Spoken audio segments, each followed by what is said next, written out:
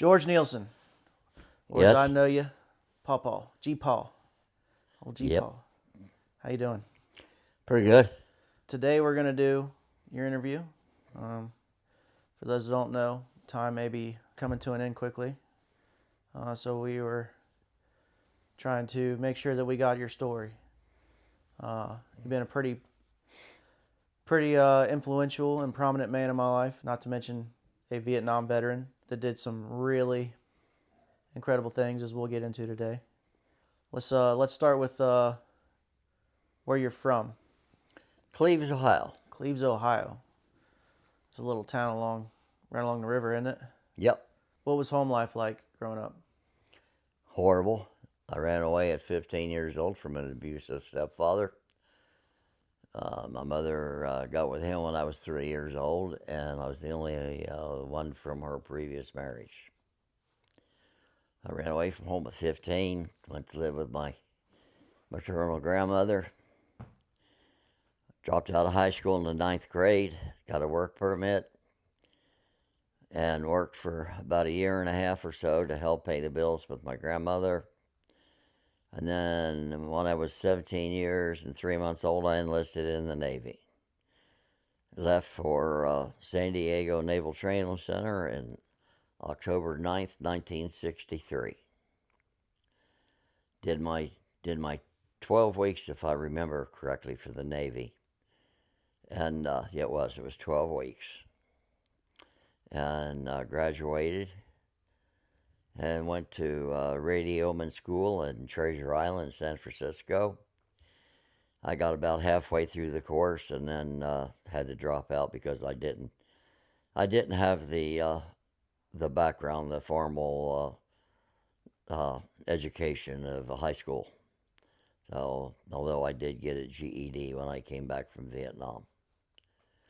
And from there I went to, my first duty station was an LST, the USS Washtenaw County, LST 1166, home ported out of Yokosuka, Japan.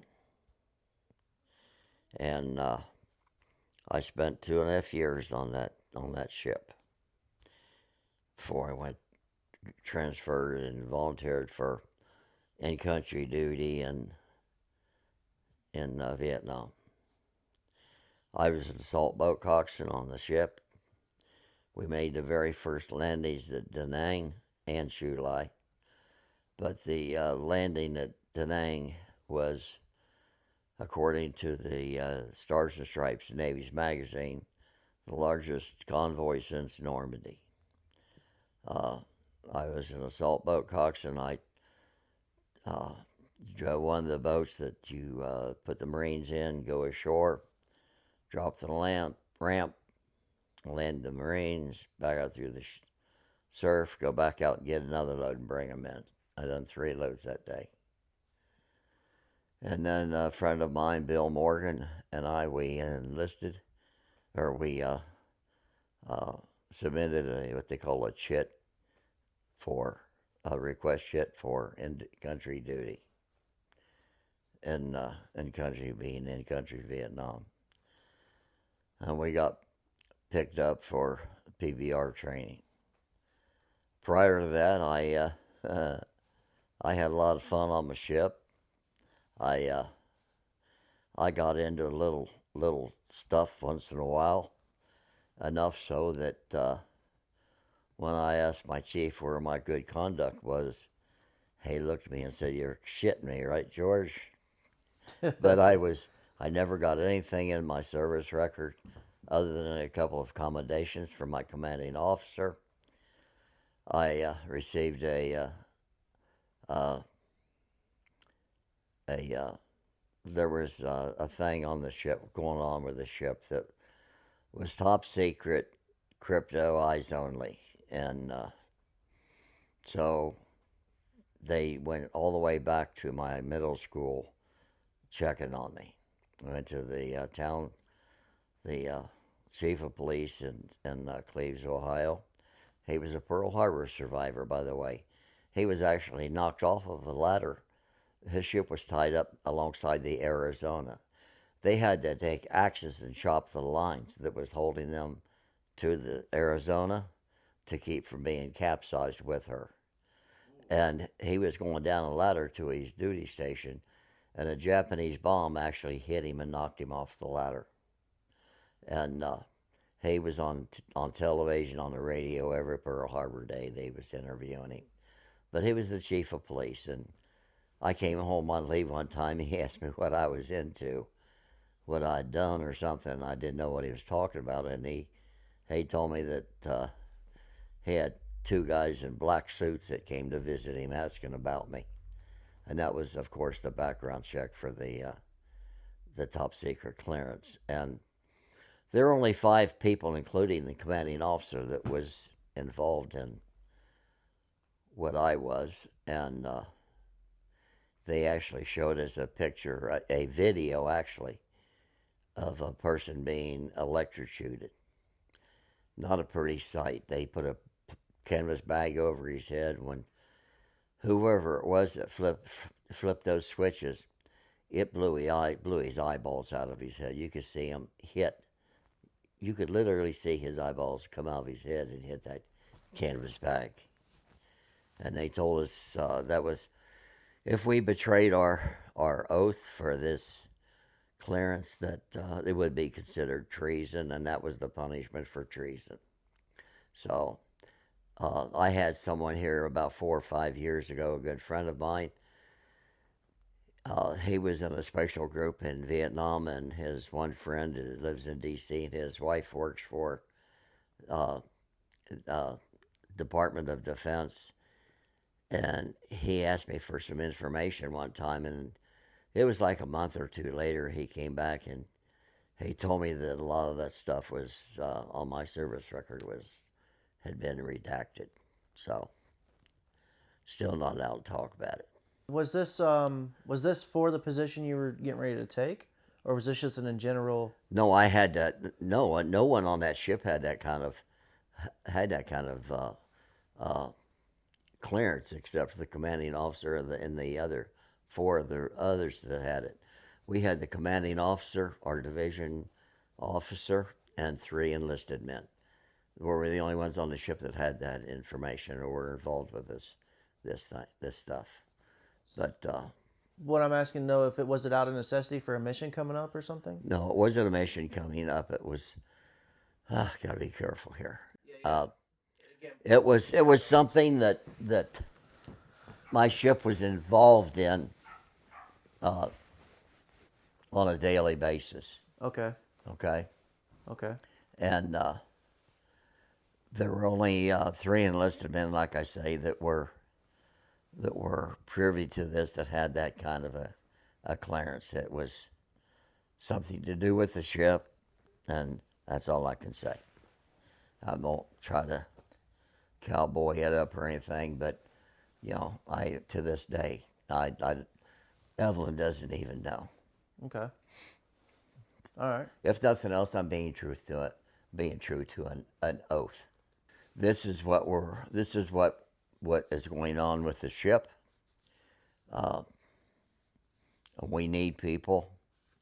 We need the commanding officer, your division officer, and I was actually in gunnery division, and I was a gunner's mate, and so they needed 3 enlisted men, and I was one that had a good enough service record, and hadn't been caught getting in any trouble.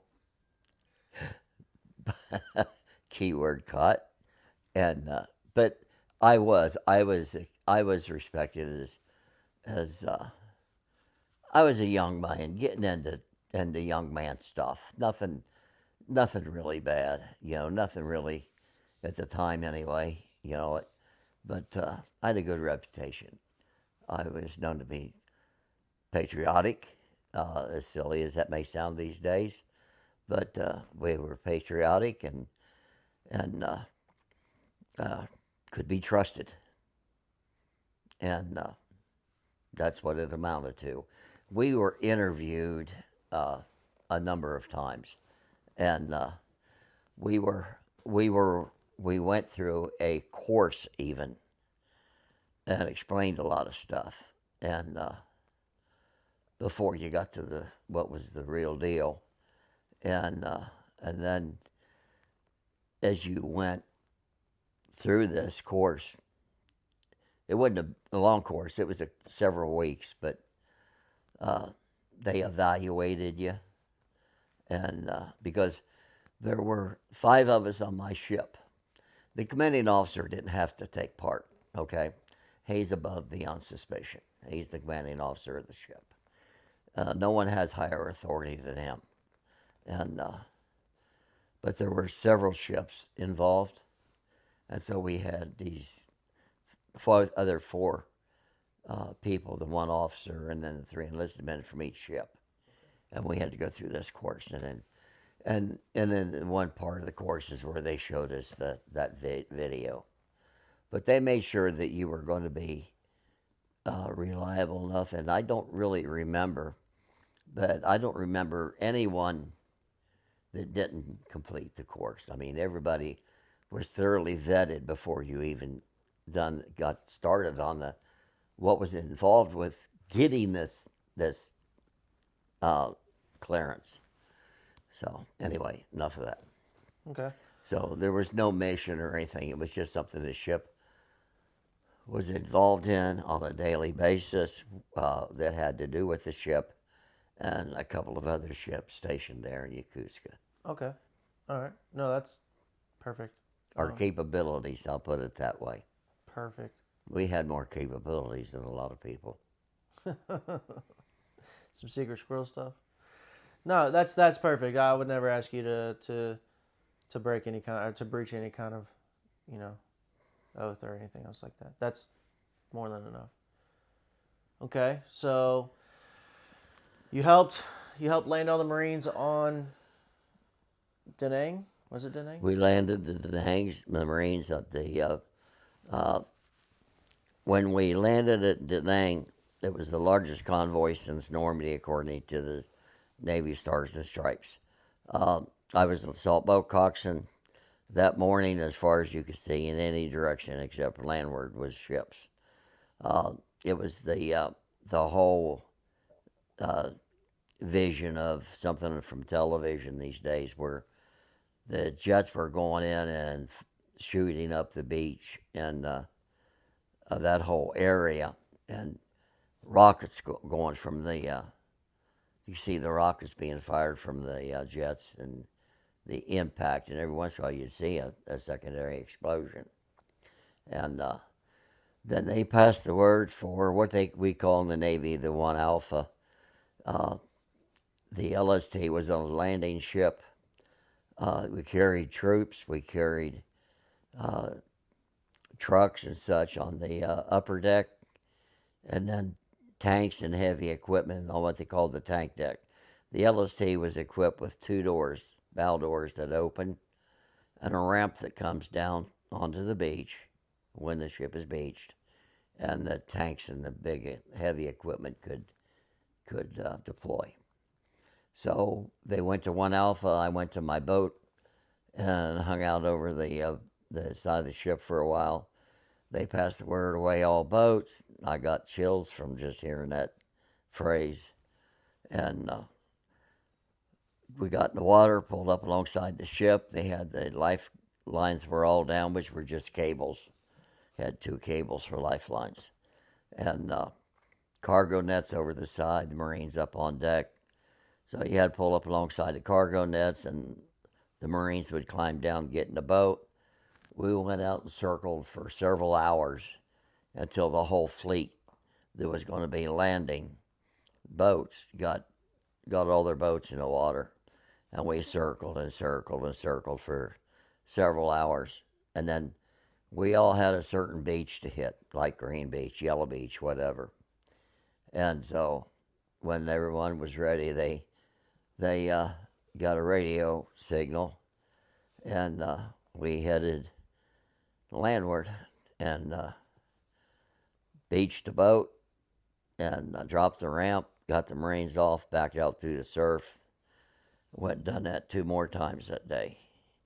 And then I went back, and a friend of mine, Bill Morgan, he and I went back and volunteered for in-country duty. And boy, that's a tough one. And we got picked up for the PBRs. I'm going to skip ahead here because it's something I want to get out.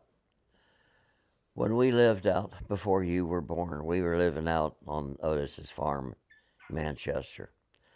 And I got a phone call one day. I was out there working on my semi. And Evelyn came out and got me. I went and answered the phone. He said, "Is this George?" I said, "Yeah." Is it George Nielsen? "Yeah." "This is Bill Morgan." This young fellow was a firefighter, a smoke jumper in Idaho.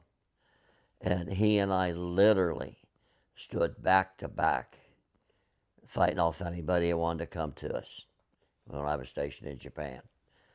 We had good old times. But I mean literally back to back.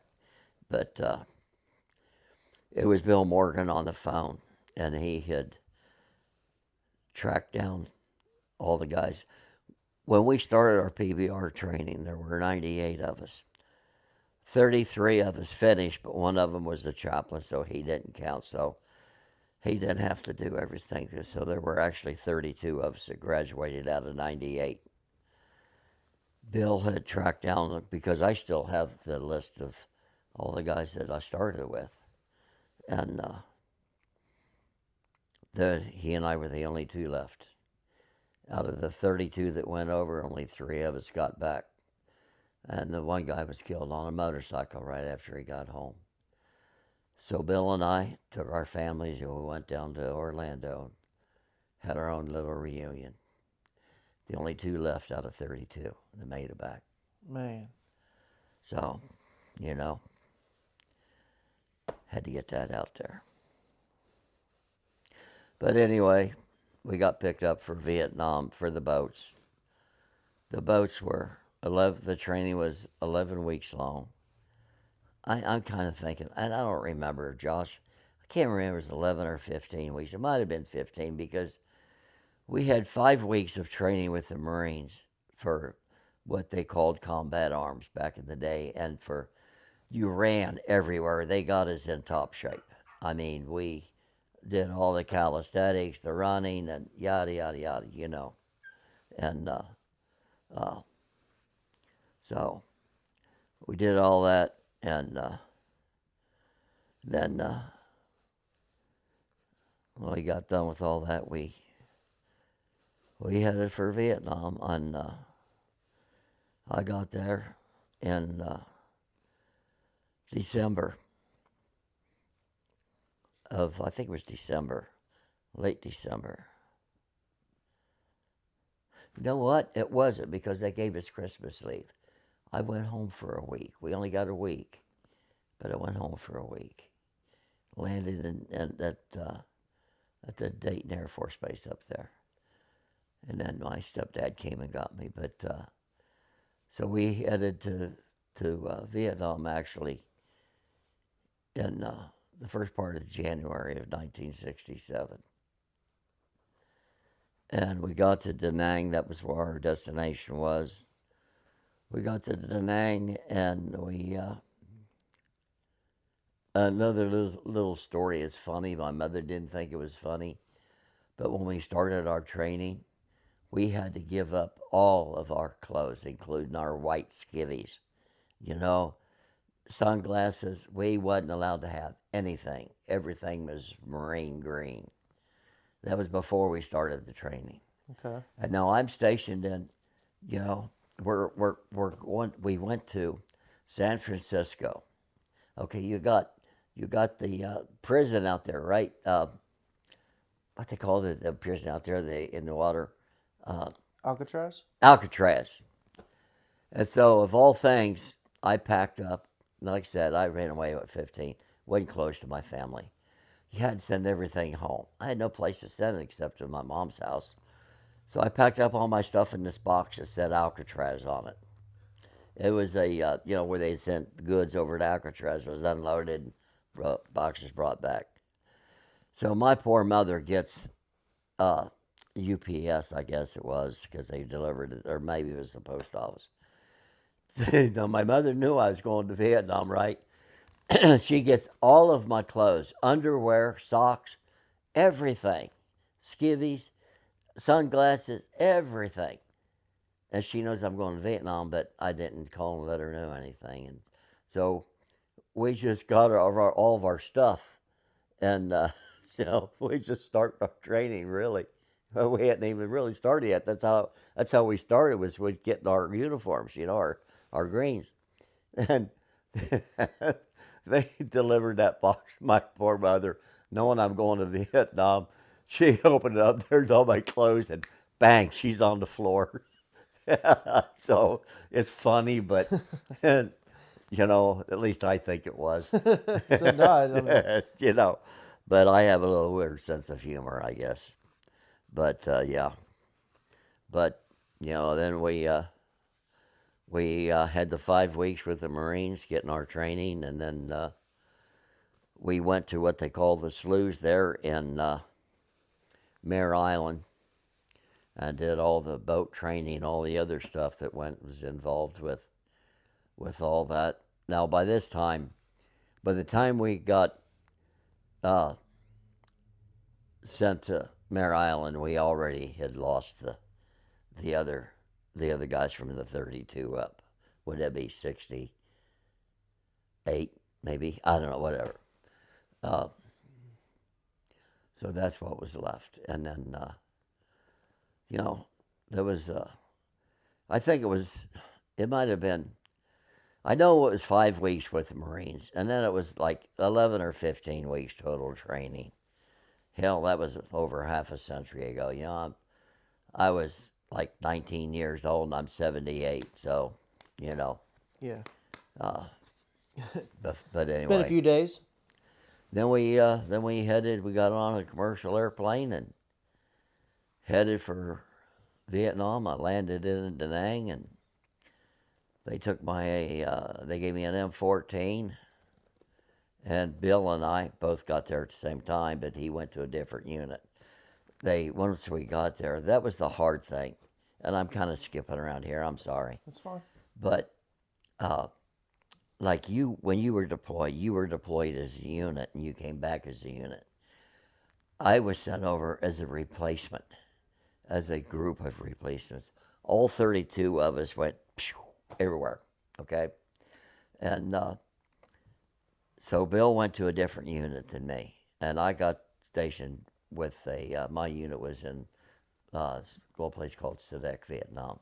It was about midway down the coast. And we operated there for about 5 months with the SEAL Team 1. And then they had us go up to, and we went through a couple other operations before METO. But, I was asked when I was asking about Agent Orange, where were you exposed? Dumbass, I was on the damn rivers and canals. I mean, how about half of Vietnam? That's where I was exposed. I mean, there was no name for these places we went. We're going up to this place that's off a river where it's got a canal laid out, a bunch of canals where the VC and the NVA's moving material and guns and people around and staging ambushes for our troops and terrorizing villages.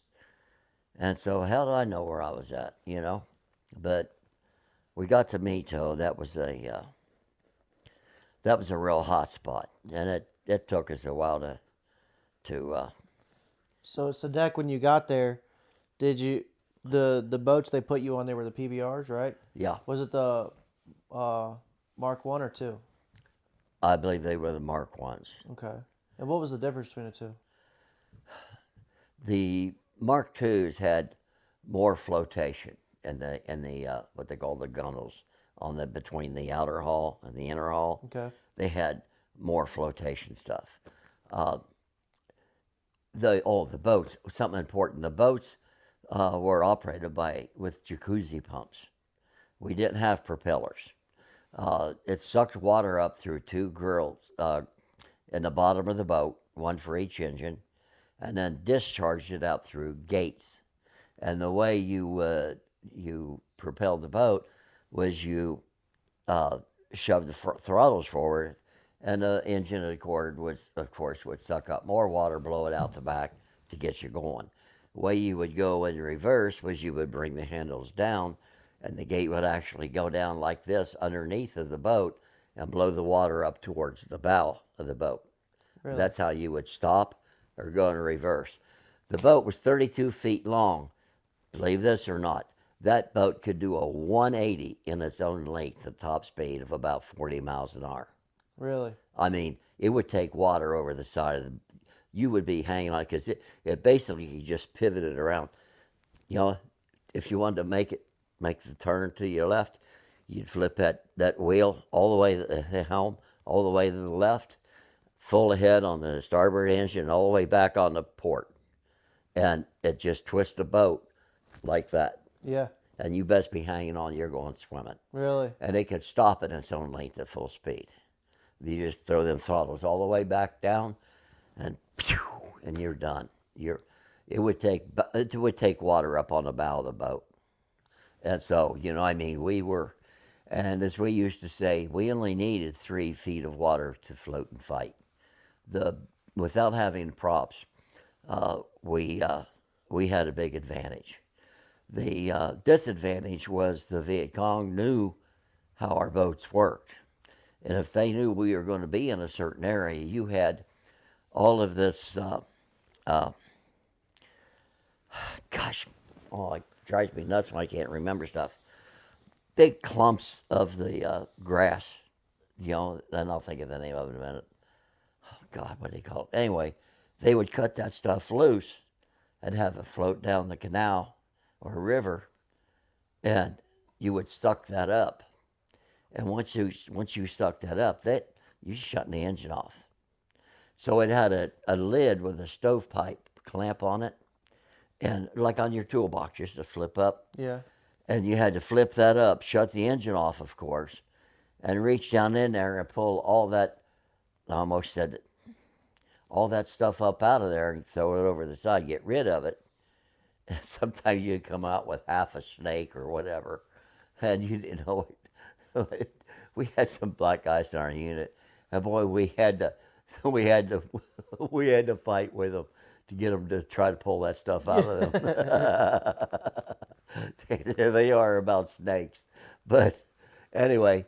But if you was taking on water, if your boat was holed enough where you're taking on water, all you had to do was to flip those lids open, and it would suck. That would only get up so high. To sink one of those things, you had to blow it apart, and we had that happen, unfortunately, several times. But what did they use to blow them apart? Huh? What did the enemy use to blow them apart? Weren't they were a fiberglass hull, right? Basically, just shoot them up to where they couldn't float no more. I mean, you be having whole, honey. We had RPGs shot at us. We had recoilless rifles shot at us from here to the garage in some cases. 50 to 100 feet, and you got this stuff coming at you, and it would just literally blow hunks out of the boat. And what's the repair time on a boat when it gets hit like that? Well, usually when you get one hit like that, that was another thing that we carried was we had thermite grenades where we could throw up and kill the rest of the boat, where couldn't be used or salvaged, like the guns or something. We'd make sure that Charlie couldn't get their hands on anything. But that would be a firefight from hell. I never had a boat blowed up that bad. We had to learn how to patch our boats up with the fiberglass. We were good with patching bullet holes. I mean, you get into a firefight, you could just hear those bullets just smacking into the boat. You didn't know how bullets could come so close and hit one of your friends, and you come away completely unscathed. Twice I came back, 2 or 3 times. I was the only one on the boat not hit. Now, one or two of them may not be hit that bad, but I would be the only one that hadn't been hit. And it get to the point where trust me, there is such a thing as survivor's guilt. It got to the point where I didn't want to get hurt too bad, but I really wanted to get hit. I felt guilty getting off that boat a lot of times, and not a scratch on me. And everybody else shot up. The boat shot up. God Almighty, how many times the boat would get, and that was amazing. You wouldn't believe how many holes could be in that boat and nobody get hit. I mean, I think what helped us a lot was the Viet Cong called us the Dragon boats because he said all we done was Spitfire. You think about a 32-foot boat with 350s, a 60, grenade launchers, and all this coming off of a 32-foot boat. We could send a big howdy doody to them, you know. And but I think a lot of times what they done with some of these ambushes, it was like, how in the hell did they miss? I think they were down in a hole or behind a big tree trunk or something, and giving it this. That's what I really think happened a lot of times. Who wants all those? You know, you're looking at two boats running together. You got 650s and 260s. You're not going to be sticking your head up too high, you know? It'd be a bad day for you. So, yeah. So I think that helped us out a lot, but we still had a lot of casualties. But unfortunately, but according to the VFW magazine, the PBR crews had the highest casualty rate, percentage-wise, of any unit in Vietnam. But we also, and I'm saying it proudly, had the highest rate of people extending for another tour of duty with their unit. So, got a year, now they're taking another year. But a lot of responsibility on those boats. Oh man, I'm telling you. I mean, because you know we had to cut down as much as we could on checking the boats, the sampans and stuff, because that is how they move stuff. But what we would do a lot of times at night on these canals and that, we would go up and go up the canal, and we would ease the throttles back a little bit at a time, make it sound like you're getting further away, because we knew in this area is where they were crossing with guns, VC, troops, you know, and all this stuff. And we would throw the throttles back just a little bit at a time, make it sound like we were getting further away. And we get up to a certain point, and we kind of put the boat up against the bank, because everything flows down. Everything flows down into the ocean. You have tides in every one of those canals that all moves. And we would nose up against the bank, and we had a radar. We had a small radar, and we'd watch on that radar, and then we'd see some blips on that radar where they're crossing, and they think we're gone. And boy, we had spotlights on that boat. Oh my God, could they light up the world? And hello, fellas, here we come. And he tore up some stuff, buddy. I'm telling you what now. And you know, we'd be getting automatic fire, and we'd run through, turn around, come back, and give them a second. How they do, you know? That's what we did. We did a lot of that. And this was all in the SEDEC portion? No, this was everywhere we went. We Okay. did that. And Mito, back to Mito. It got to the point where got to be real political with, they didn't want us going into town. It wasn't really a town, it was a village, but it was a big village. And they had bars and stuff like that, but the bars were just a big hooch with screen, you know, wood or halfway up a screen, and, you know, thatch roof, whatever. and we wasn't allowed to take our weapons with us. But I took my survival knife. I had it tucked in my boot. I wasn't going out there with nothing. And so, can I get this? Yeah. I had a friend. His name was Charles Moltene. He was such a patriot. He was a missile tech in the Army, but he wanted to serve in Vietnam. He had a top secret clearance, and for some reason they wouldn't take him for the missile because he had the missile background. So when he got out of the Army, he enlisted in the Navy and got in on the PBRs. He was about 6'1", maybe a little more, skinny guy as we all were back then. And he had this black stringy hair. When his head got wet, I told him he looked like an old wet chicken. So I nicknamed him Chick. And he and his parents didn't write letters. They sent cassettes back and forth. And Chick and I would play our off time a lot. We would play 500 rummy. And he, he could rarely beat me because I cheated. I would draw his attention away with something. I'd change cards around and just for kicks, you know. But I would be sitting there and he'd be talking to his folks on his cassette player, and it got to the point where I'd be talking to him too. And then when they sent him one back, they'd have something on there for me. I was supposed to be his best man at his wedding. He was from Olympia, Washington. And we were in Mito, and Chick and I had run into this little girl. She was probably 8 or 10 years old, maybe 12, I don't know. It was hard to tell with those kids. And she had an English Vietnamese dictionary. She was trying to learn English. And Chick and I had started talking to her. We'd been there for a while. And the one day she was sitting between us and she just fell over on me. And Chick knew our corpsman was just down the street in another one of these little bars, hooch bars. And so I picked the little girl up, and in the hooch she walked in. And there was a big seating area out here. And then the bar portion went about halfway across. And then you went in the back and there was a wall. There was a space between the back of the bar and the wall. And then I took her, Mama Son had me take her in the back, and I was up against the other side of the wall, up against the wall. And I laid her down, was trying to tend to her. She was unconscious.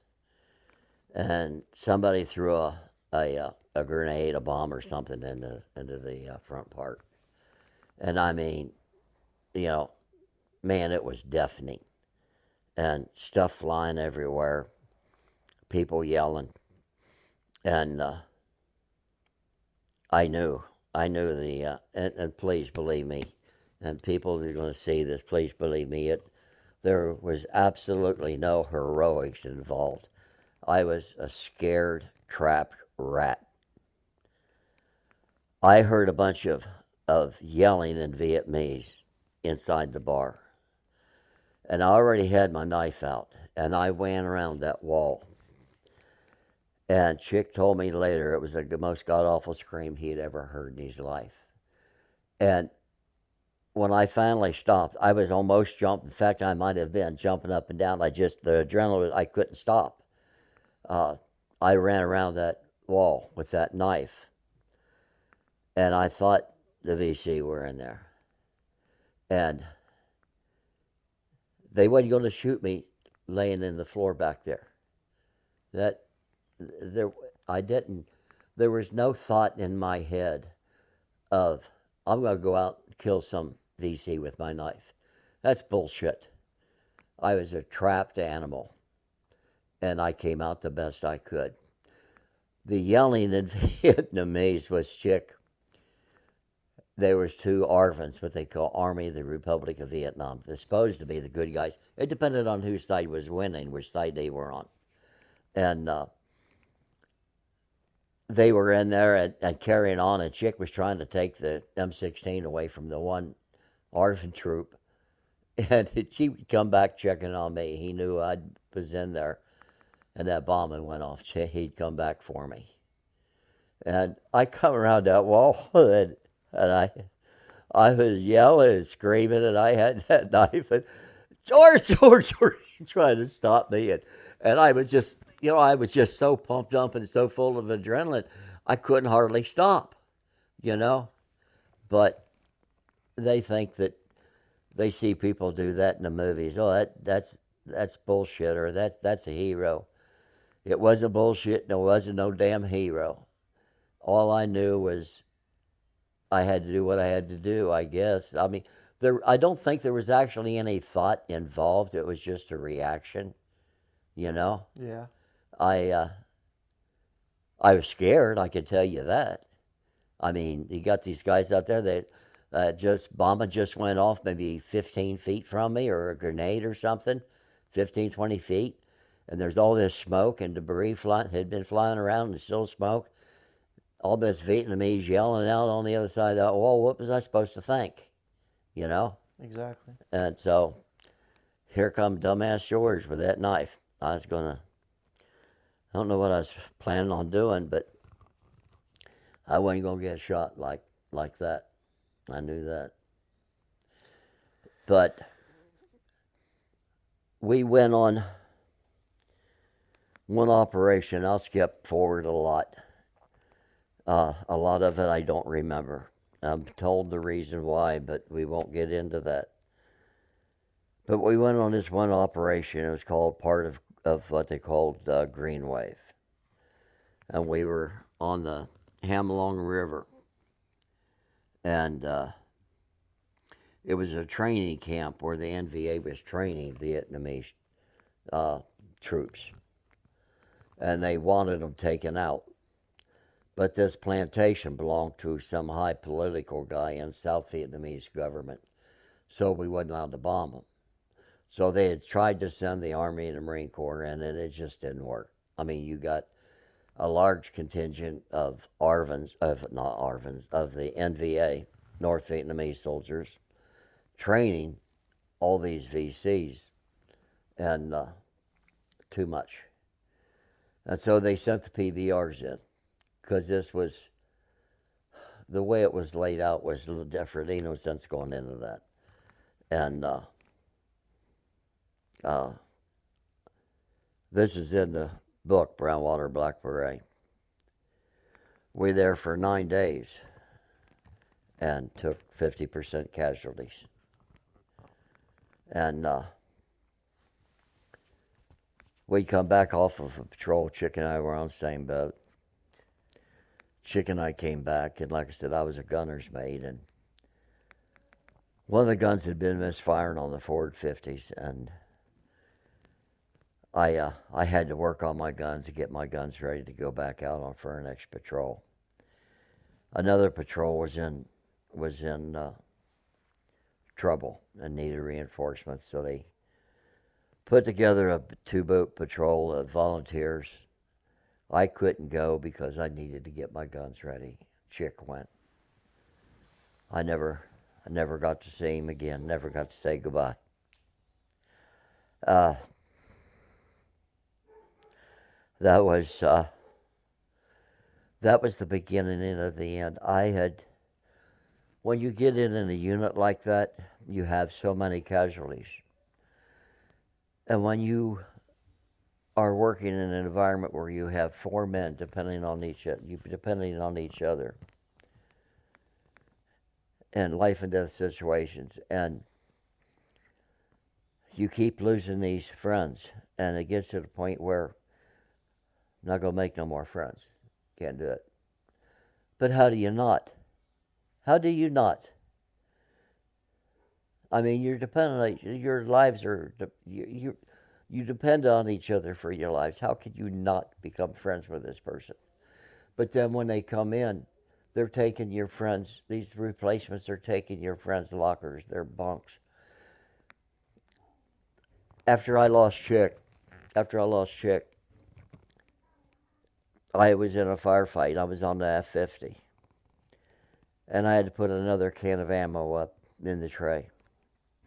And the gun had swung around. This guy standing up on the engine covers with the 60 going.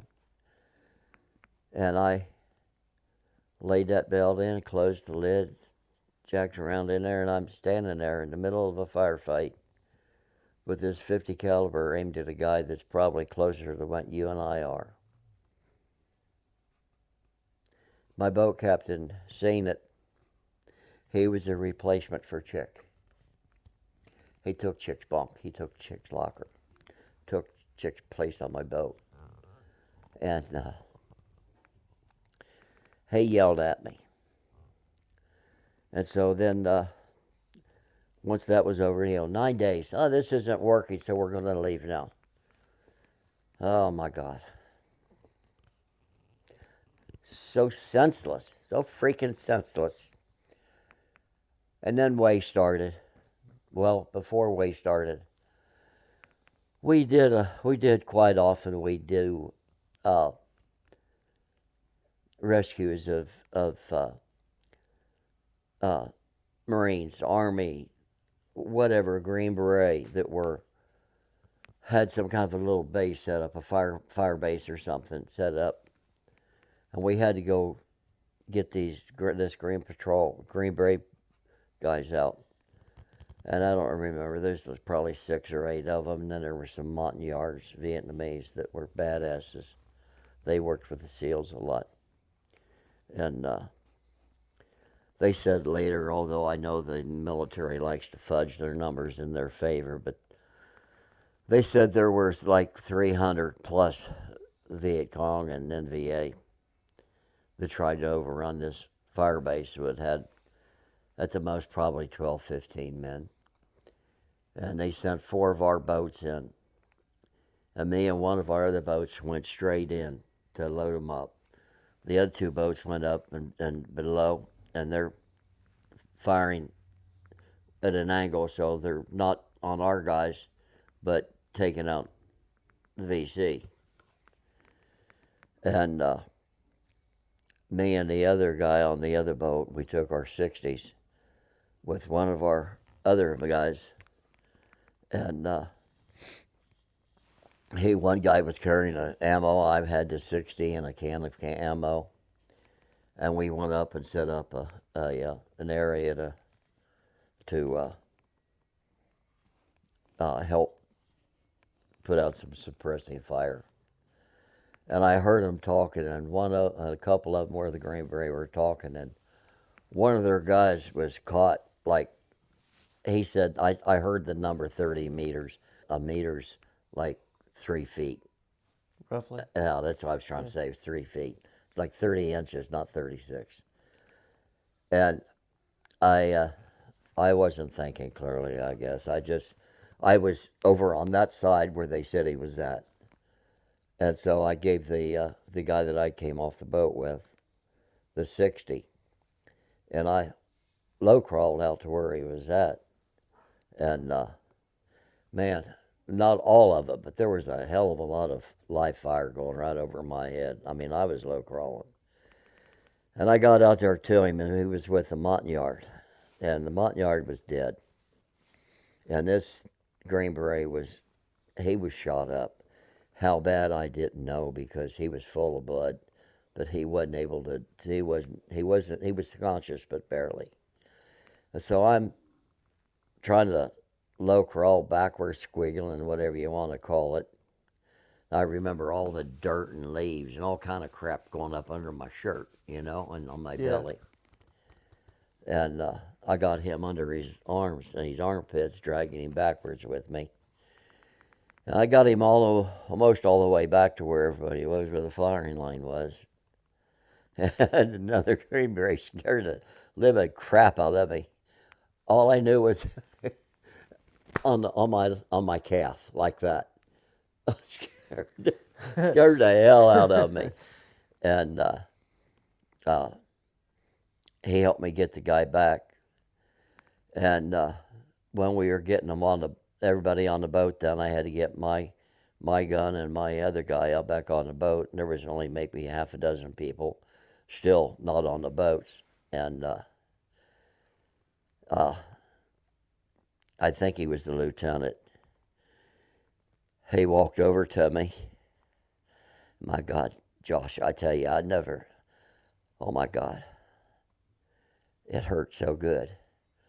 He reached up and he grabbed me by the shoulder up here and he squeezed. And it hurt so freaking good. I mean, it hurt bad, but it was, he never said a word. He looked me in the eye and did that. Whew. And then I found out later, somebody told me, as silly as this sounds, we really wasn't into the medals. One of the guys told me that he had put me in for Silver Star. Our commanding officer told us one time, he said, you guys go out here every day and every night and do stuff that these other guys in the Army and that's getting medals for. I don't give out medals. It has to be something pretty damn good. And so I heard later that the Silver Star had been knocked down to a bronze. But then Way started, and Tet started, and we were in Way. And I never heard no more about it. But there's no kind of medal that can mean as much to me as this is a Green Beret, you know, in the middle of a freaking firefight. And I mean, by this time, though, the gunships were there. And so it wasn't near as bad when we were getting back on the boats. But when you go to ice in somebody like that, and something like that happens, there's no higher compliment or recognition than you can freaking get, you know? Yeah. I mean, what with his eye contact and him grabbing my shoulder like that was, there's no, he couldn't have said anything that was meant as much, you know? I never did find out if that guy had died or not. No, we really didn't get in the know that much about stuff. But then we wound up being stationed in a little place called Tan Mai. It was, I think, 14, 15 miles south of Hue, the former capital of Vietnam. And leading up to the last couple of weeks leading up to Hue, there wasn't much going on. We knew something was brewing, we just didn't know what or how bad. And then the Chinese or Asian New Year is January 31st. And so we're going up the river. I'm about halfway up to Hue on patrol that night. And then we we heard over the radio they've hit Da Nang. And so, of course, we were just moseying along up through there about half throttle. And so we opened it up and headed up that way. When we got up there, man, I mean, all hell had broken loose. There was a bridge, a one-span bridge going across the river. Wasn't that big of a river.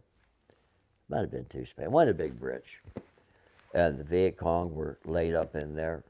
They had infiltrated and set up everything in the whole city. And there was just some CBs, some Marines up there. The Marines, I guess they're probably a West Point, or not a West Point, but whatever. It was too chicken shit to open up the armory.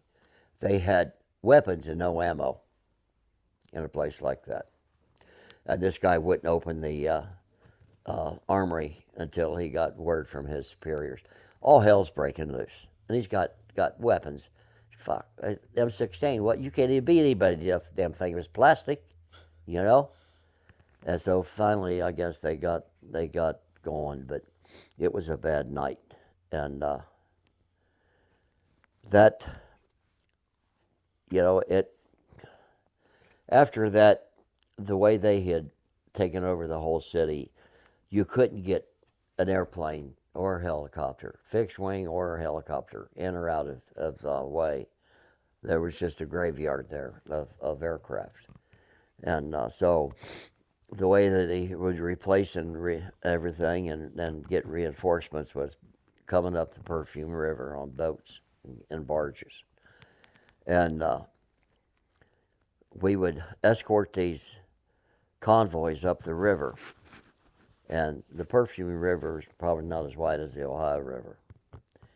And it'd be at night to give us as much protection as we could. But hell, as soon as we started up the river, the pop flares are getting up in that area.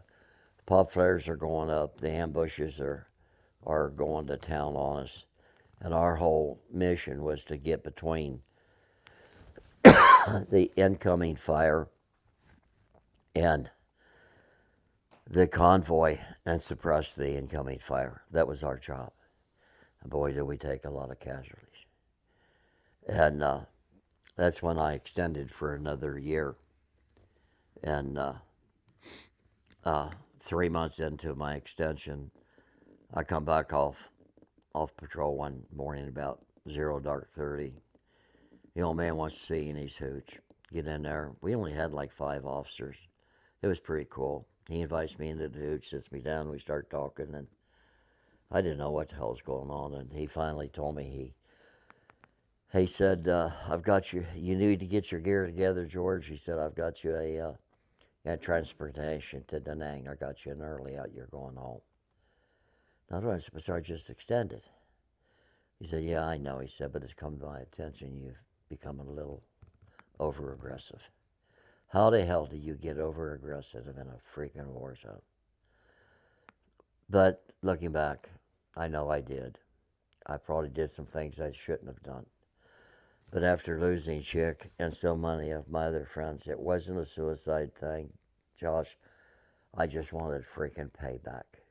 I wanted to check as many of those bastards out as I could.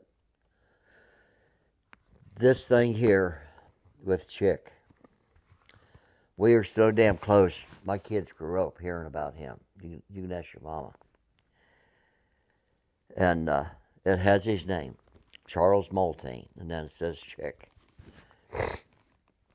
When they were stationed at West Point, Joe, her ex-husband, got permission from his commander, and she had went and bought this funeral flag. And Joe went up to the flagpole on the cemetery at West Point where all the generals are buried, and flew that over for his whole shift. And then when his shift was up, he pulled it down and put the regular flag back up. And then they folded the flag up, put it in his case for me.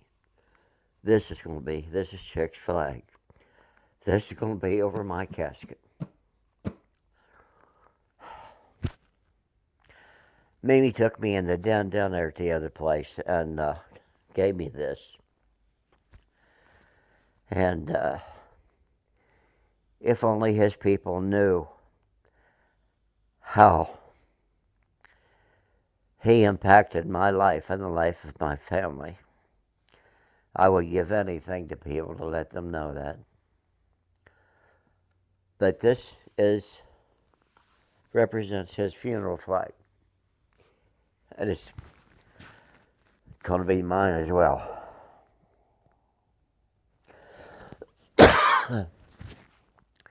For our service during the Tet Offensive in Way, we won the Navy's Meritorious Unit Citation and the 2 Presidential Unit Citations. I got a copy of one of them in there that I could show you, and it says about as much as I can say.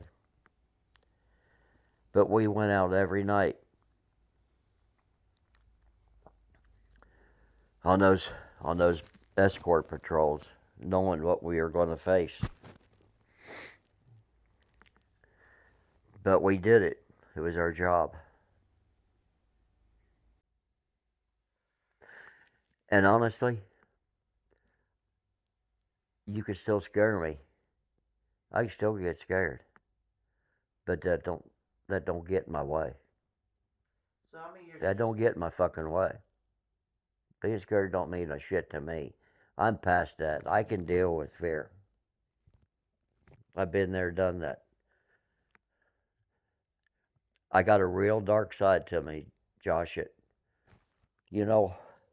Evelyn thinks we had this during this, and I'll end it with this. I was meeting with a Vietnam Vietnam veterans, PTSD group at the clinic when it was in Greendale. You'll never know what the navies or the militaries. You know how like they like acronyms, right? Yeah. Our PTSD group was called it was labeled Psycho Group for PTS. Guys dealing with PTS. The name of the group was Psycho for like psychological. Yeah. They shortened it to Psycho. So you got a bunch of guys needing that's got PTSD real bad, and you label them a Psycho group. No, what kind of shit is that? Isn't that funny? Yeah. It's, But then, you now, when was know, this? on the other hand, too, here's some years ago, and it ain't been that many years ago. One of my guys at Lodge we was all jacking around with each other. He said, "Oh, go to hell, George." And I said, "Been there, got kicked out." And I thought about it. Damn, I did. I went to hell and I got kicked out, and I was being too aggressive. So I went to hell and got kicked out. So I can say, been there, done that.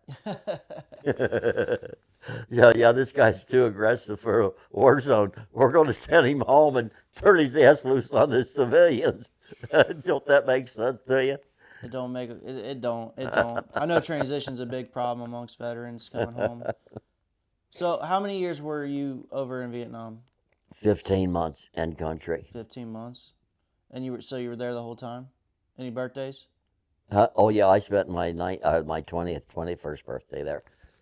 My 21st birthday was on the Hamlong River where I lost Chick.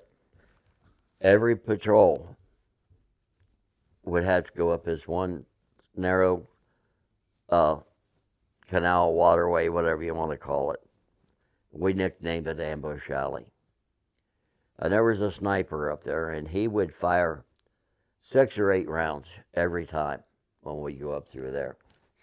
And on my 21st birthday, and this is the stupid ass truth, I actually took red and yellow paint and made a bullseye on a helmet and got up on the bow of the boat. Now, I did this with my other boat crew. Everybody's going to be looking in a different direction because he would fire 6 or 8 rounds and that would be it. You couldn't find him. So I made it. I got in trouble for it too, believe me. But I made this bullseye on the helmet and I got up on the bow of the boat when we started up there in that area. Hey, I'm 21 today. It's my birthday. It's a good day to die. Oh my God. He couldn't resist. I'm telling you what, 650s and 260s was going in every direction. We never got shot at again in Ambush Alley. It don't need Agent Orange to defoliate, let me tell you. Let them guns sing, huh? Yeah, I had that. I do that. Oh, I got my ass in trouble. Oh, and the one I got to tell you this one. We came back off patrol when we were I don't remember where we were at. Don't matter. We've been in a firefight. We got an RPG inside the boat. It was a dud. And actually where it hit inside the boat is where we kept all the small arms ammo. And when we got out of the firefight, we started looking for damage, and did you hear something hit the boat? Yeah. We got to looking, and here's the back section of this RPG sticking out of the side of the boat. So we called it in. They said, come back off patrol. And they had us out from the docks and waiting for your guys to come in, and take care of this unexploded ordnance, right? And so we're out there for hours, man. And I mean, it's hot. Oh, man, it's a dud. If it's going to go off, it'll went off when it hit. Okay, so the guy's on the helm, the boat cap. The other 3 of us are over there, and the one guy, I'm on the one guy this side, the other guy's over here, and the one in the middle, he's wiggling this RPG out to get us stuck from the side of that fiberglass boat. Throw it out in the water. We turned and kind of looked at each other. Oh, God almighty. Oh, did we? You know how much them fucking boats cost? You know how much it costs to train your ass? Oh, my God, they were pissed off at us for doing that shit, man. I mean, we could have lost the boat and the whole crew, Oh, yeah. Yeah, we got in trouble for that one. I had my own experience with the OD in Afghanistan. There was one time where we waited Man, I'm not kidding, we were not even like a kilometer outside the gate. And it was on my first deployment, and there was like an A&A guy, I don't remember exactly, somebody, you know, Afghan military group, some, insert your favorite 3-letter, whatever they were. You have ANA, ANP, Yeah. AUP, all these, but they were like waving us down as we're coming up on it. And what ended up happening is I guess they found a mine or something, if I remember right. There was something up there. It was nothing extreme. I mean, it was just a mine or something in the road. And so he's waving us down or whatever. We get our interpreter out there, and he says, like, hey, like, they're saying there's a mine up there.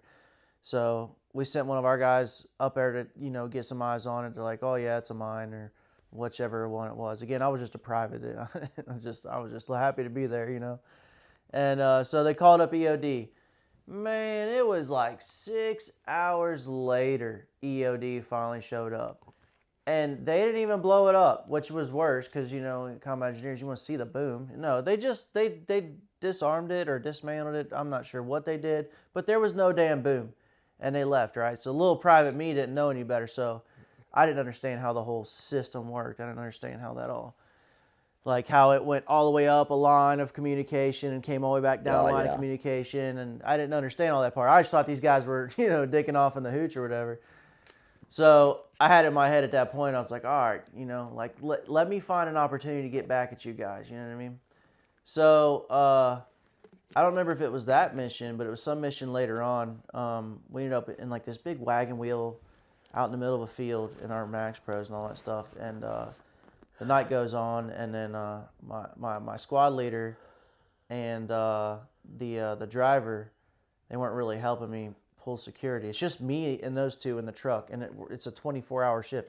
I'm on a Crow, which is basically they put like a 50 cal on a robot, and you stare at a screen from inside the truck. Huh. And it's like I'm struggling, like I'm just sitting there watching the Crow, and there's nothing going on. So I'm like nodded and out or whatever.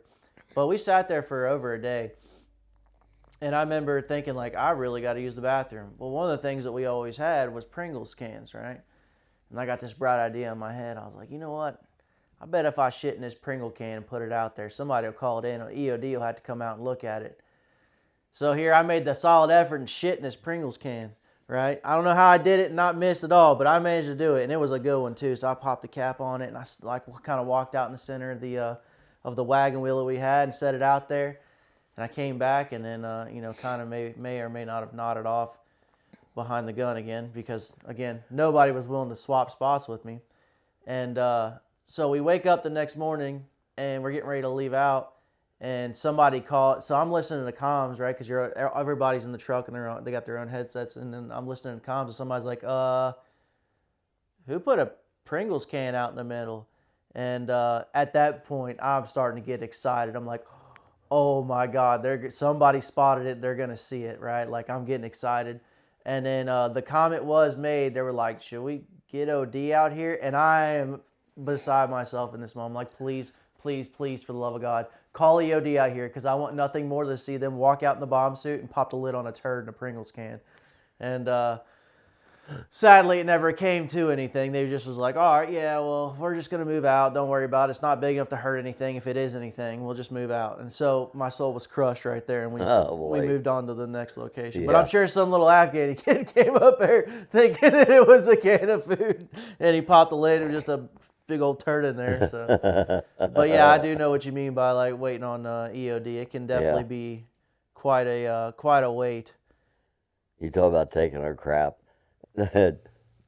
All those guys we were all so freaking mean, because we swapped places all the time.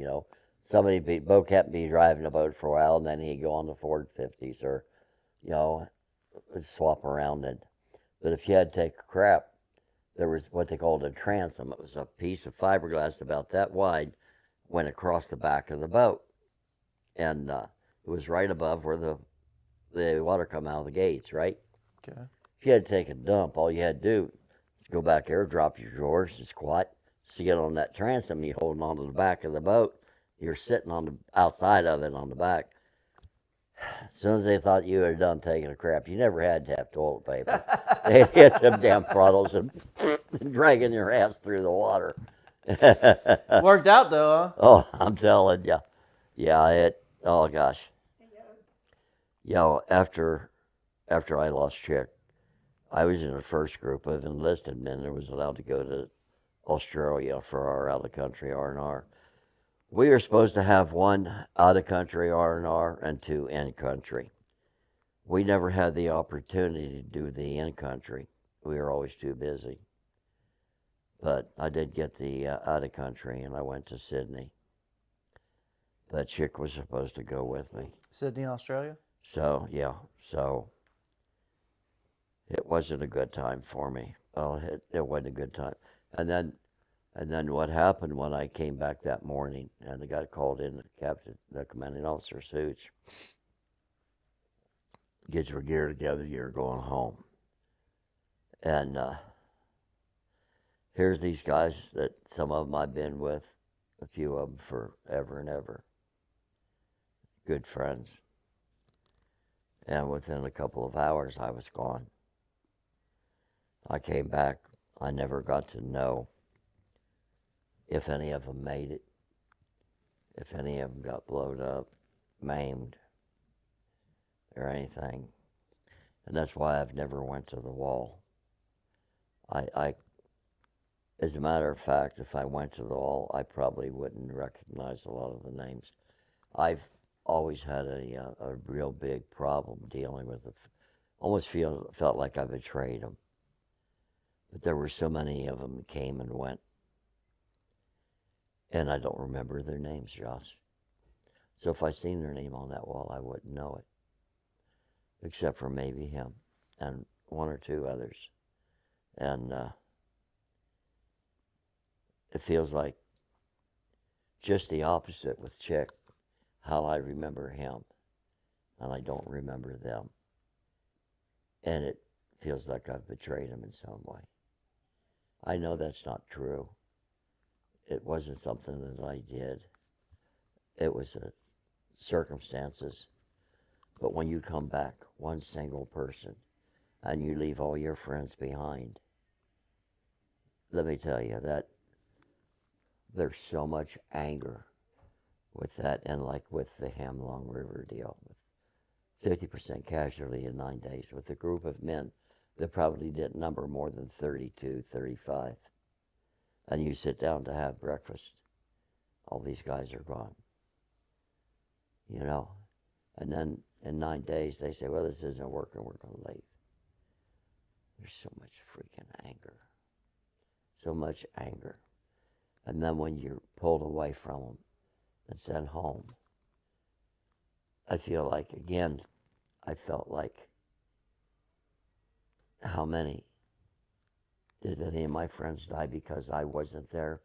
Because I got sent home for being stupid? If I had been there, would some of them maybe have lived? Maybe I could have been in a position to help them, to keep them from being killed or whatever, to have their back. But I was being stupid. I had to have my payback. And got sent home. And let me tell you, that's hard to deal with. That is hard to deal with. I think a lot of those are questions that aren't really meant to be answered. But that's true. That's true. You know, those are things that, you know, like you talked about, that's kind of what comes with the survivor's guilt. You know, why not me? You know, what could I have done differently? And you try to develop this hindsight that all it does is just it increases the pain and the anxiety of it all. People that's not been there and done that won't understand. They'd think I was just making something up. But I can tell you honestly, for years, Joshua, I had myself convinced that I was with Chick when he was killed and that he died in my arms. For years, I had myself convinced I was with that young man when he died. Because I guess I wanted to be so bad. I wanted to have been there for him. at that time. I wanted to be there for him so fucking bad. And that sounds psychotic. And I can't help it. That's just the way it was, the way it is. And there's other things that I could tell you, but I'm not going to. There's things I've never talked to a psychiatrist about. I was with the one group our group down at the PTSD group, and we were talking about this stuff, and I said, yeah, my wife thinks she's worked through all my walls. She had a lot of walls to break down, but there's one wall she'll never break down. I can't have her break it down. And the one guy that was in the Marine Corps, he spoke up and he said, that's where the boogeyman lives. And boy, yeah, the kids all know, and veterans, and especially combat veterans, or people who have been in combat situations, whatever, you have a little bit of a weird sense of humor. And like I said, I have a very dark side, and with Lodge and everything, it has helped me overcome a lot of that. But I tell my family knows about it. Beastie is my dark side. He's in here, and he's behind one of the big old dungeon doors with the arched door and the bars. Yeah. And a big old latch. That's where Beastie lives. And he gets a rattle in that door every once in a while. But I've learned how to keep it shut. I don't ever want him to get out again.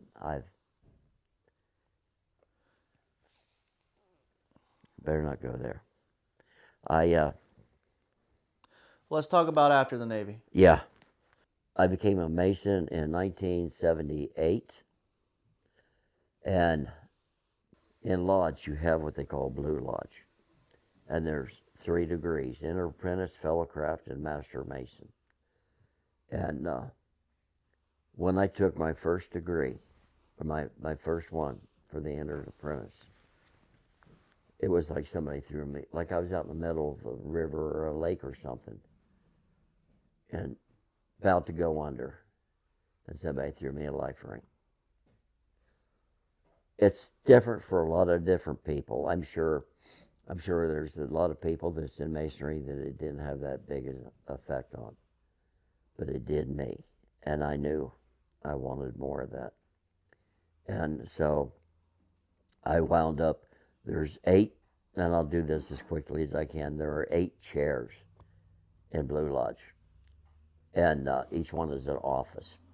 And if you get elected to one of those chairs, the only way you can progress and get to the next chair and the next chair and the next chair is traditionally out of respect of the rest of the Masons in your lodge, for the way you live your life, what you've done for the lodge, what you've done for Masonry, how interested you are in it.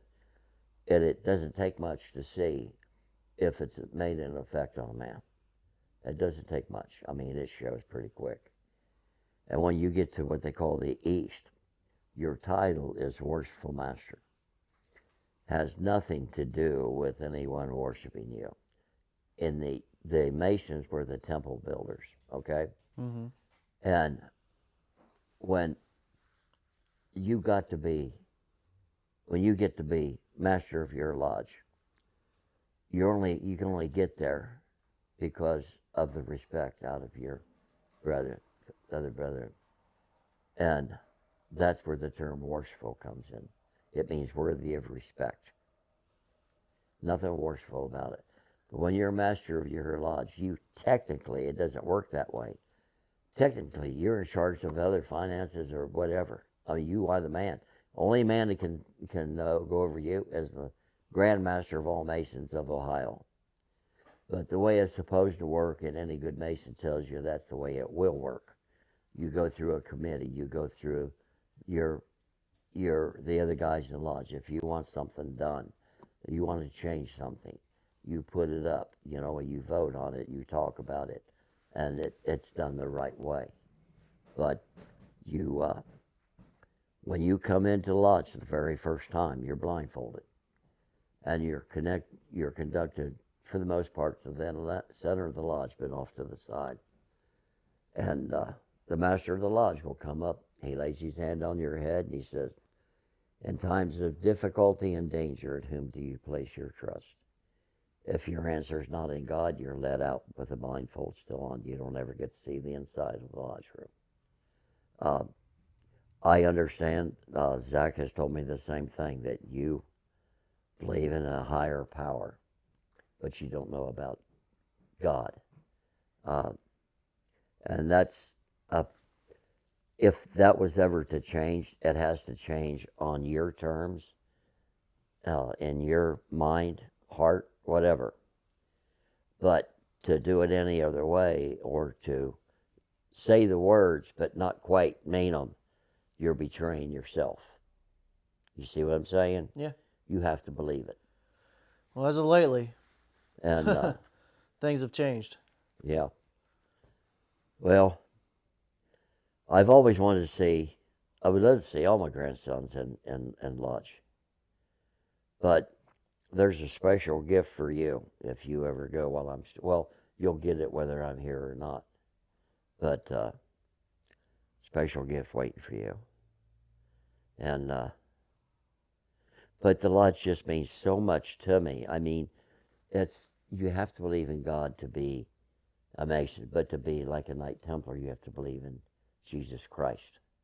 And I mean, it is all about Jesus. They're not a bunch of Bible thumpers or anything like that. You just have to believe in the whole Jesus Christ thing. Or, like, for example, Orthodox Jews can't be Knight Templars because they don't believe that the Messiah has ever come. Were you a Knights Templar? I'm not only a Knight Templar, I'm a past commander of a commandery of Knights Templar. And not only that, in 2019, I was sent to Canton, Ohio, and I received the honor, and boy, is it an honor. I am a Knight of the York Cross of Honor. I was knighted with President McKinley's personal sword. President McKinley's lodge was in Canton. Big, fancy temple. Really? Yeah. And one of the dearest friends I've ever known, Ed Howard, was standing there on the east side of the altar, and I was kneeling on both knees at the altar. And he looked at me and he smiled and he said, "George, I've waited a long time for this." And boy, he's a big shot in every body you can think about. I mean, people all over the state know Ed Howard. He's from my lodge. And he knighted me. And I had the guy that following year, he was going to be the grand illustrious master of all these, what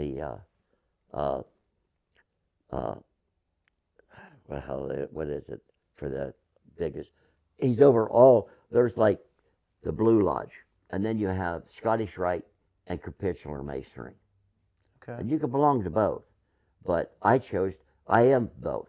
I'm 32nd degree Scottish Rite, okay, but I'm a dues payer. But boy, I'm active over here on the Capitular side. I have sat, and there's 4 bodies. I have sat in the East for Lodge twice, for High Priest twice, and Chapter, and Royal Arch Masonry. And then I was Most Illustrious Master in Council. And then I was Commander of Cincinnati Commandery number 3. And once you get sit in the East for all 4 of those, Joshua, you have no idea all of the stuff you have to learn, all the recitations you have to do, and learning page by page, and doing ritual work where you're doing like one of the lectures is like 11 pages, and it's all in code. So one page would represent 3 or 4 pages, and you're doing this without the book.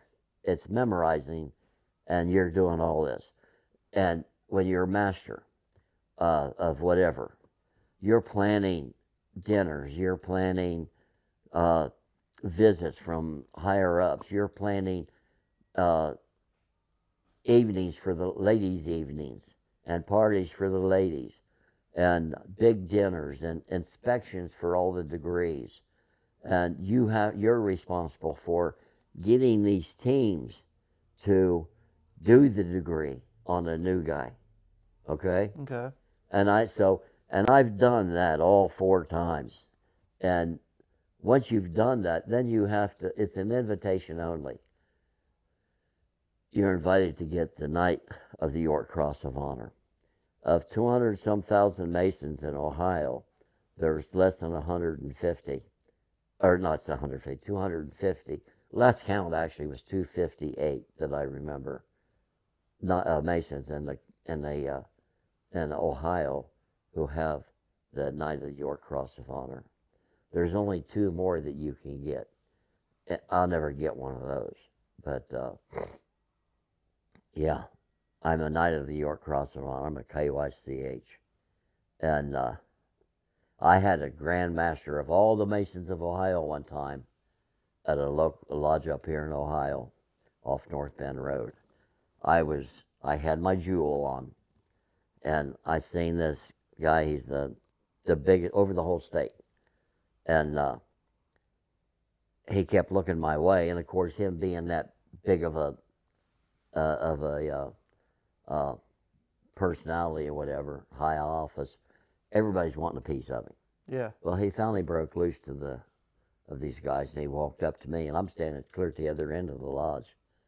He walked up to me, shook hands with me, and he looked at my jewel, and he said, "As far as I'm concerned," he said, "that's the highest honor you can get in Masonry." It represented the fact that I had done all of the work to sit in the East for all those bodies and do all of that work and all the ritual work, all the planning, all the everything. It takes a lot. I was going to say, it sounds really exhausting. Oh man, it is. I mean, it is. But oh my God, I was involved with so much stuff and could do so much memory work. And people they still do every once in a while. I'll go somewhere, even though I haven't been all that active in the last 2-3 years because of her. They'll come up and they'll, "George, how you doing?" No idea who they are. But they're familiar with me from seeing me up here in front of all these people. For council, I was part of what they call the OKI, Ohio, Kentucky, and Indiana. And we was meeting over in Covington at a big temple over there. Now this is all of the state guys. It's over the whole state and their whole group, because there's 8 seats in that too. Yeah. To get to be the grand whatever of the whole state. So you got all these guys, all these big shots, and I sat in the East for this 1 degree. It's probably one of the hardest degrees to do. And I sat in the East and did the whole first part of the degree, which was the hardest part. And had all kind of people came up to me later. "Some good work, George. That's some good work, you know." But I had all these, and what was funny, I had this nailed, babe. I mean, I had it nailed. And I got up there to the altar and got the candidate at the altar getting ready to do the obligation. And there was nothing. There was nothing here. Nothing, honey. Complete blank. And somebody said one word that prompted me. there I went, and I done the whole thing. I think I had 2 prompts. A prompt is when you you do this stuff. Now, it's the way I see it. Your mouth, because Evelyn would used to sit over in her chair at the other place, and I'd catch her staring at me, and I'd look at her, she'd be what? Because I'm sitting here mumbling to myself, memorizing stuff out of the book, Yeah. And I think my mouth got so used to saying this stuff that my mind would take off over here, and then all of a sudden it'd come back like, "Okay, mouth, where you at?" You know what I do know that. I do know that. But yeah, yeah, it's something that I've lived my life by. They say that Masonry is a group of good men that come together to be better men. When I got my KYCH up in Canton, there were 2 senators and 3 congressmen in the audience. They had this big balcony, beautiful, great big hand carved wooden beams everywhere. God, it's beautiful. And there were 220 Masons there that all they had to have the Knight of the York Cross of Honor or above to be there. Because, like, if you're an entered apprentice, you can't sit in the same lodge as open as the fellowcraft. Not until you get that degree. Okay. Okay? And it goes on up. But there were 220. I mean, there were millionaires in there. But with Masonry, it's once you become a Master Mason, you're as good as any of them. But here I am, an old retired truck driver with a GED. And you got 3 congressmen, 2 senators, all kind of millionaires. And they have to vote you in unanimously to be able to get that honor. And I mean, I was dumbfounded. I really was. And there was 5 of us from the whole state that got that day. So were you trying for that award, or was it Absolutely not. If you're trying for it, as far as I'm concerned, you shouldn't have it coming. This is something that is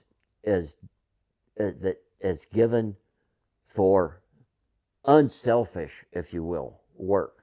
If that's your goal, you may get it, but as far as I'm concerned, it's the wrong way to get it. I may have misworded that. What I was saying was like I kind of assumed that it was something that was part of the completion of those 4 seats. I didn't realize it was like something separate entirely. Well, that you had to be nominated for. I thought it was like you go through the 4 seats and then you're awarded this.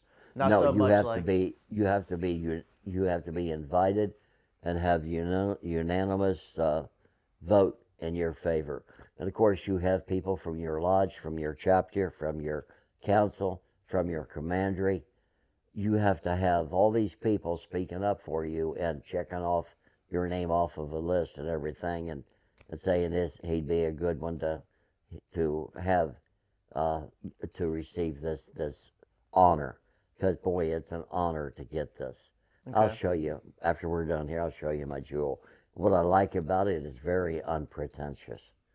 But anyway, no, it's not something you automatically get. I know 2 guys that are not going to get it just because they Masonry up to this point now is not what it was when I went in. Things have gotten to where you have people that the husband and wife both working to try to make an income for their family. And you have responsibilities with your family. You have to have time with your husband and your wife and your family. And people just don't have time for it. Until they get to retirement age or they've struck it rich or something, maybe a company owner, something like that. It's hard to get people to get into Masonry anymore. But it's such a good way to live your life. I mean, it just the two things that Masons overall are about are children and veterans. That's what they're about. Now, like I'm a member of Cleves Lodge down here. Now, if somebody in the town had a fire and had kids and they lost everything, we'd be taking up a collection for them, Mason or not. You know, just a bunch of good men trying to be better men. But when I got my KYCH, I got off the track there for a moment. I looked around up here at all of these Masons, and just knowing who all was there, and we were each given a chance to stand up and say what we thought about getting this honor. And I told him, and I don't remember verbatim what I said, but I can be a good talker. And I said, I know I'm expected to say this is overwhelming, but I truly am overwhelmed. And I didn't go into my history. I said, but to know that so many good men have elected me to be a member of this group, and I went on. I had a number of people afterwards that came up and told me that, well said, George, stuff like that. I mean, these guys wear suits that it'd take you 6 months to work to own one of these suits. You know what I'm saying? Yeah. But at the same time, they voted you in to their group, if you will. Now, are there cliques? Of course there are. There's business owners that own the same type of businesses, business owners that have gone to college together or to the same college or have interests. You're going to have, these guys are going to get together and they're going to go to vacation together or go to dinner together. You've got cliques like that, but not, oh, we're better than you. We're not better. We're better than you, cliques. Friendship You don't groups. have that. Friendship groups, rather. Yes. Yeah. So, I mean, it's a wonderful way to live your life. I mean, I couldn't imagine living my life other than as a Mason. And that is probably one of the main reasons I'm as good as I am with this cancer thing, whether I make it or not. You know, I was bounced off of walls and knocked unconscious, God only knows how many times. Ran away from home at 15, dropped out of high school in the 9th grade, got a job, enlisted at 17, went to Vietnam to serve my country for 15 months in a combat unit, a high combat unit. Drove a truck over the road for 37 years, married a woman that I've been married to for 53 years. I have a family that anyone couldn't even imagine having a family like I have. I am so proud of my family, I tell you what. You wouldn't believe how many people know about my family, especially in the lodge. They're probably tired of hearing about it. But, you know, I've done all of this with my history. So don't come to me and give me this poor little me bull crap. I don't want to hear it. Get your big boy panties on, dude. You know, get your shit together. I done it. I'm not Mr. Super Intelligent. Not stupid, but I didn't have a high school education, let alone a college education. And so I don't want to hear it, but where I'm at with my family, all 4 of my daughters were in Job's daughters. I'll tell you what, I don't know if it would work for her or not, but boy, that would have been nice for Remy. But they have Eastern Star for the ladies. And, you know, I mean, but I've raised my family. They're financially secure, not rich, but they don't have to worry about food on the table if I'm out of here or a house payment. I have 0 credit card debt, you know? Yeah. And there's money in the bank. Now, I could have just been cremated, but I figure I got it coming. I worked for it. I want a viewing, if you will, at the funeral home. I want my Masonic funeral, and I want my honor guard for commandery. When you come to my funeral, whether it's next week, next month, 10 years from now, you're going to see what a commandery honor guard is. And it's two Knight Templars that are standing at attention with what they call carry swords, which is a sword like this up and down. And they're at each end of the casket. And then somebody that's in charge will march two more out, giving military orders for left face, right face, forward march, whatever, and walk up to the casket, salute each other. The two coming in will salute the casket, face each other, and go to carry swords. And they're standing there for like 20 minutes, and then another group comes in, and I'll be in my my uniform, and you know, I got that coming to me. I don't tell many people that I'm a past commander, because look at me. What would you think if you seen somebody like me and they said, "Oh, I'm the past commander of a commandery of Knights Templar," and you're familiar with what you see on TV about Knights Templars? You'd look at me and you'd say, "Yeah, right." No. I got there because of my work, my attitude, my loyalty, my belief in God and Jesus Christ, and of the other guys in my commandery. To say I'm a past commander of a Knights Templar is just, to me, just sounds like something that I can't even believe myself. So yeah, I'm a Knight Templar, and that's about as far as I get with it. I don't go any further. So, but that's my history with the Masons, and you know, I wouldn't have it any other way.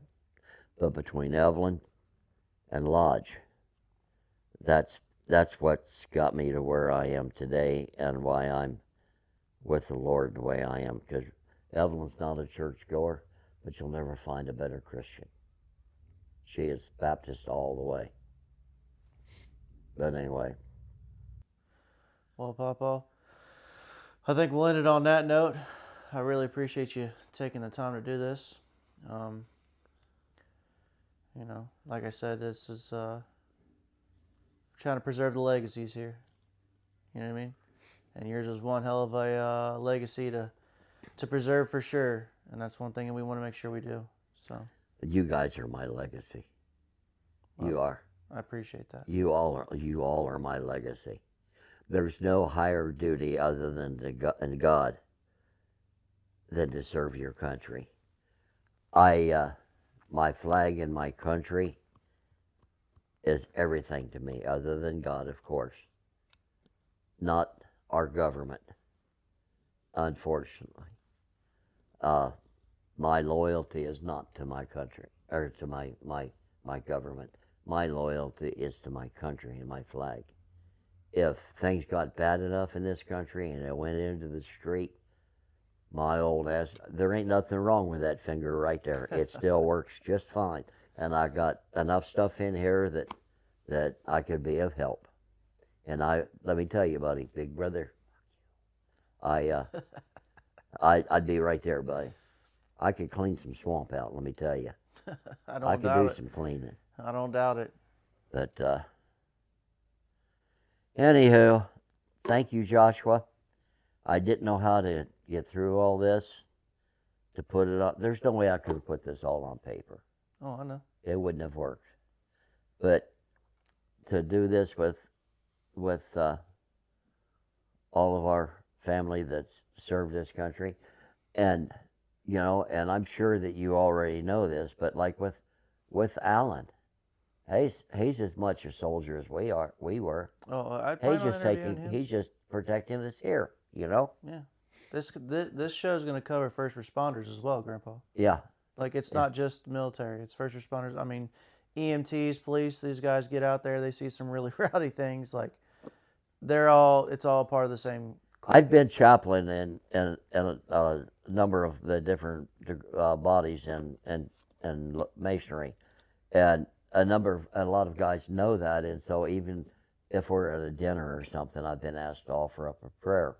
I don't have a problem doing that, and but it's never ended without bless all of our troops and our first responders wherever they are in the world.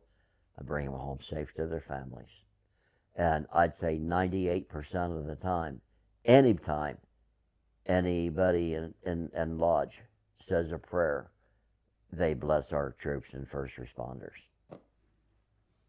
It's beautiful. So, but yeah, it's a brotherhood. It really is, and it's a good one. It's a good way to live your life. And if ever your situation is where you want to a piece of that, you let me know and we'll get it taken care of. All right, will do, Papa. Thank you again. Thanks, everybody, for tuning in. Yeah, I hope to see you on the next one.